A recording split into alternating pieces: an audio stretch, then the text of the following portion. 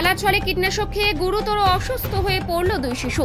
ঘটনাটি ঘটেছে উত্তর দিনাজপুর জেলার চোপড়া ব্লকের শিবপাড়া এলাকায়। জানা যায় জ্যোতিকা টুডু ও দীপিকা টুডু সম্পর্কে দুজন কাকাতো বোন। বৃহস্পতিবার সকালে বাড়ির উঠোনে খেলতে খেলতে চা বানানোর কীটনাশক খেয়ে নেয়। তড়িঘড়ি বাড়ির সদস্যরা দুই শিশুকে ইসলামপুর মহকুমা হাসপাতালে আনলে জ্যোতিকাকে কর্তব্যরত চিকিৎসকেরা শিলিগুড়ি মেডিকেল কলেজ ও হাসপাতালে স্থানান্তরিত করে। বলছি দাদা কি হয়েছিল ঘটনাটা?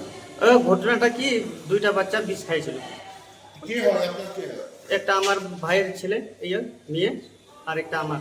বয়স কত হবে? একটা হলো 4 বছর, একটা হলো 2 বছর। মানে কিভাবে হলো ঘটনাটা? ঘটনাটা আমাদের তো সকালবেলা কাজে যায় 4টার দিকে, তার এইদিকে 12-1টা ছুটি হয়ে যায়।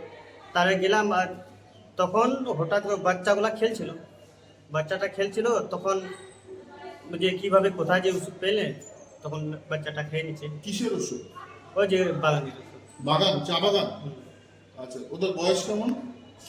বয়স হলো ওদের 2 বছর একটা, আর একটা 4 বছর। কি নাম ওদের? একটা আছে দীপিকা টুডু, একটা জ্যোতিকা টুডু। কার বয়স কত?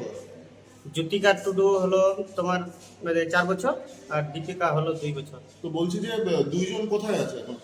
এখন এটা ইসলামপুরে একটা আছে, ইসলামপুর এখানে কে আছে ইসলামপুরে?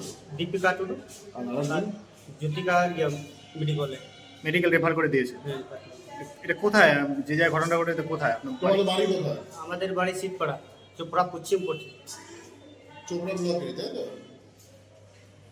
আচ্ছা, তো এই যে বিষ বাড়িতে আপনাদের কি বাগান আছে? বাগান আছে। ওই বিষই খেয়ে নিয়েছে। এখন এখানে যে আছে ইসলামপুরে, সে কেমন আছে? এখন ভালো আছে। আর ও যে আরেকজন যাকে রেফার করেছে, এখন ও অবস্থা বলে খারাপ আছে। অবস্থা খারাপ। ও কে হয় আপনার? আমার দাদা ছিল। দাদার ছেলে না মেয়ে? মেয়ে। মেয়ে। আপনার নাম কি? সুনিরাম টুডু।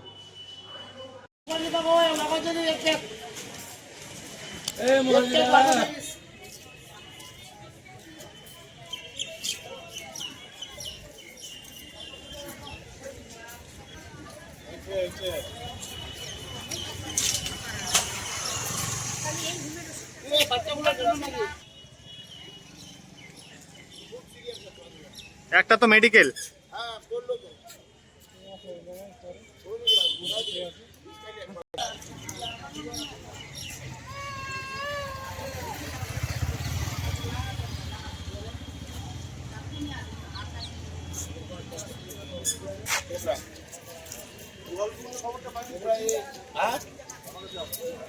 দাও দাও।